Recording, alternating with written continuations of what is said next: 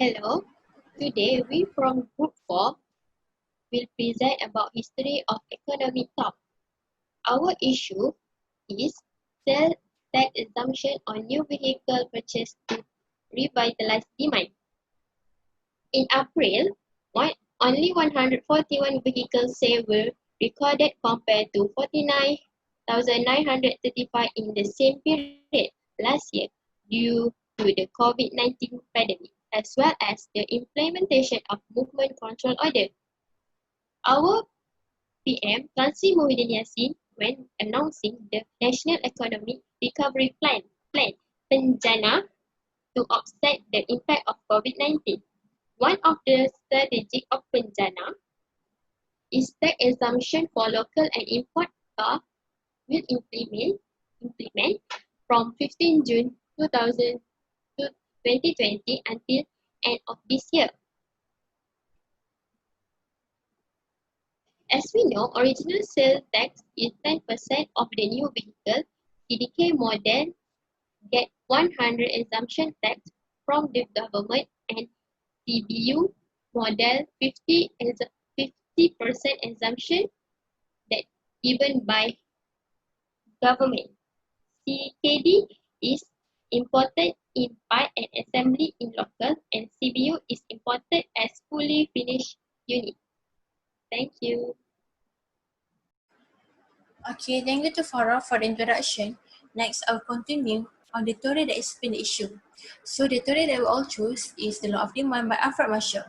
According to Alfred Marshall, the law of demand explains that the relationship between the quantity demand of a good and the price are inversely related, which means the lower the price of good, the higher the demand of its own good. His law of demand follows directly his notion of diminishing marginal utility and the rational consumer choice. Apart from that, price is the most significant factor that affects the demand. As you all can see, diagram 1 shows the changes in quantity demanded, and it can be referred to the movement along the demand that only can be caused by a change in price. So the higher quantity demand, the lower the price of its own good. While diagram 2 explains about the changes in demand that can be measured by the shifting in the demand curve. If there is an increase or decrease in demand, the demand curve will shift to the right or left respectively. There are various factors that make shifting of the demand curve, such as taste and preference of consumer, income of the people, and changes in price of related goods. Next, as I mentioned earlier, the law of demand stated that the amount demand increase will fall in price and diminish with a rise in price. In this article, the tax exemption that has been implemented by the government will reduce the cost of production and selling price. So as a result, the demand of new vehicle will increase as more customers will buy the vehicle. However, according to the president of Malaysia Automotive Association, Dato' Aisyah Ahmad, they are still cautious and focused to the goal to obtain sales of 400,000 unit vehicle compared to their original target sale, which is 620,000 unit vehicle.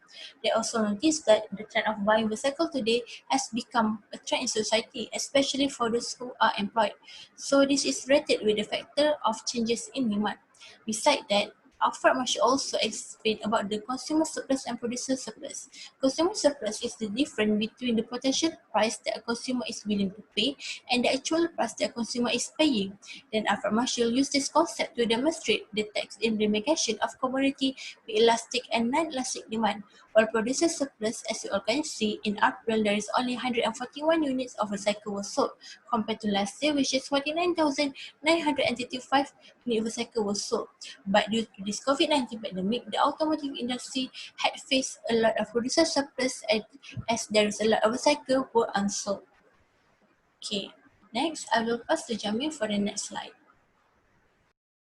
Thank you, Amy. And now we will move on to the development of the theory. In 1803, classical school economist Jean-Baptiste Say highlighted the Say's law of market in his book Treatise on Political Economy.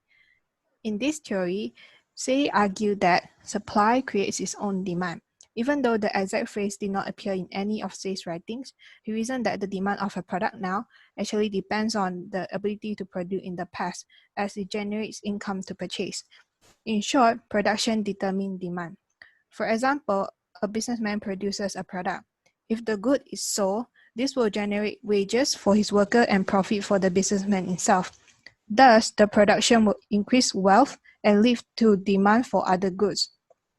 An important assumption on Say's law of market is he views money only as a temporary medium of exchange, meaning that people do not hold on money. Instead, they will exchange money with more goods and services, which in turn create demand. He also argued that there should be no imbalance in supply and demand. If there is an excess supply of one good, there must be a deficiency of another. The theory continues to dominate economic thinking and was supported by James Mill, David Ricardo, and Adam Smith in their work. Unlike Marshall's law of demand, majority of modern economists now do not support his view on full employment.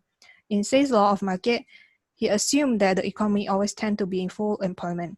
This has proven to be not true because if so, then recession and high unemployment should never occur. For example, like that in 2008 financial crisis. Besides, Keynes also pointed out that Say's law of market did not explain the liquidity trap. During the liquidity trap, people only hold more and more money to themselves. So this will lead to a fall in aggregate demand. He also failed to explain the people's confidence in the current economic situation, where they might feel unconfident to spend and invest. Say's law failed to explain this rationale of people holding on to money. Thus, it was later concluded that Say's law is only true in long run but not in short run. This is because in long run, economic growth brings increased production and goods and therefore higher wages, which in turn will increase demand for goods.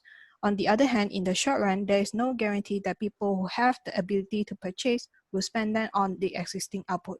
So next, I will pass it to Jane.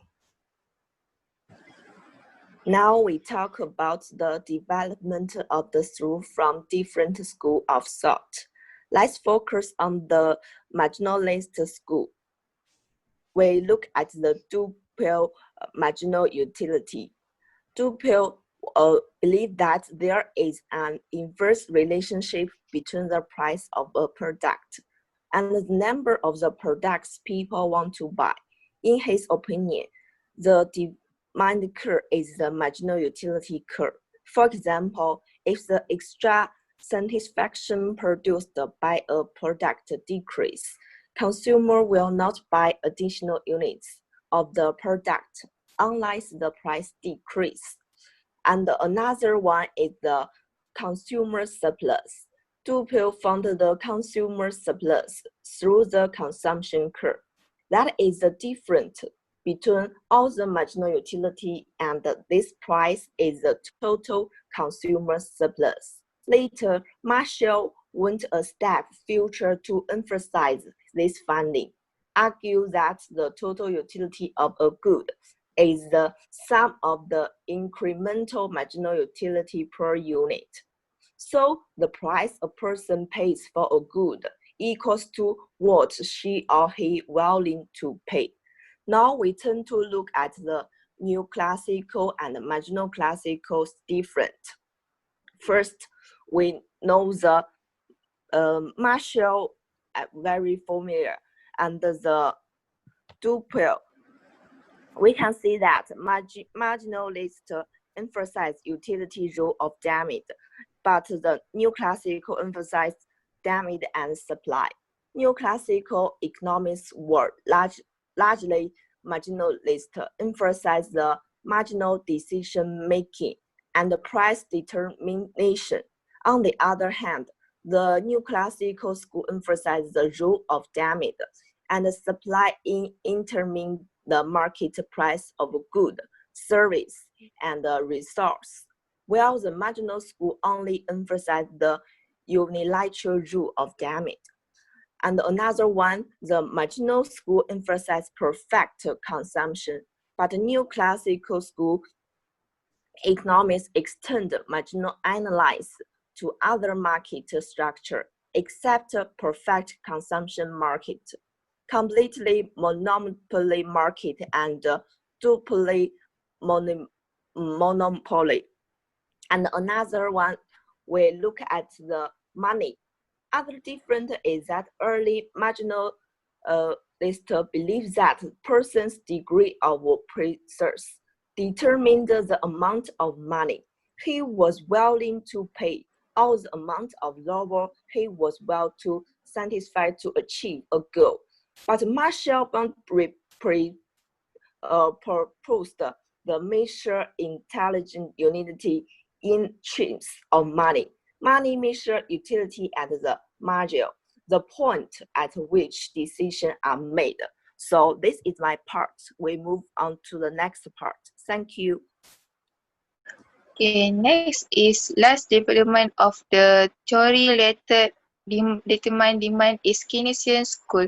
In Keynesian school, John Maynard Keynes was state that demand increase is on supply because Keynes reject the same idea state that supply increase is on demand, which is James state in classical school is that money only temporary medium of exchange. That's why he reject the sales idea because he argued the economy often produce less than full potential because lack of demand in the world economy lead to insufficient incentive for the firm to produce. We can supply the demand increase is on supply is change in aggregate demand lead to change in GDP and employment. Next is neoclassical the neoclassical emphasis on microeconomic approach by Marshall was interested about partial equilibrium analysis. In partial equilibrium analysis, he estimates in only one market at a time and irrespective of the effect with other market. Then Keynesian emphasis a macroeconomic approach with macroeconomic approach on demand and general equilibrium analysis. In general equilibrium analysis, he stated that the world economy rather than one market such as partial equilibrium analysis, which is can affected with other markets. That's why Keynesian exists the general equilibrium analysis. Can that supply and demand can equal, then can get general equilibrium. Next is classical economics was encourage people to saving and thrift, but Keynesian encouraged people to spend and not to be thrift in during a period of deflation because to prevent by influencing aggregate demand to get stable and can support government intervention policies. When more saving can reduce effective aggregate demand and affect investment and employment. Then Keynesian was focused on the short run, which is short run determined by aggregate demand depends on the tendency to consume an amount of investment at a certain time. That's all for me. Thank you.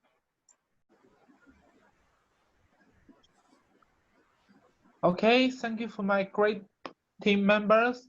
And in the end, I will put the conclusion for the all presentation. And from this article, and we know the Malaysia government suspend the sale tax to increase the car sales with the low demand.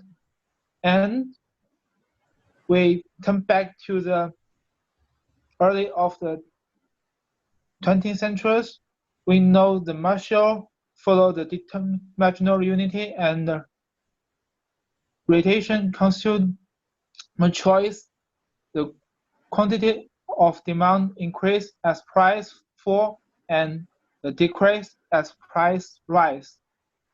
From the Duke, we know he is the first one to emphasize the marginal unity from the customer supplies through the consumer curve.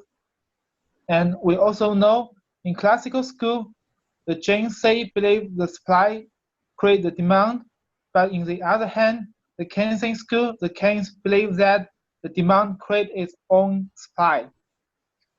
From this article, we know the history about economy and economists. We know the regional of the modern economy and the new economic school. And we learn more about from our great economists in the history. Thank you for everyone.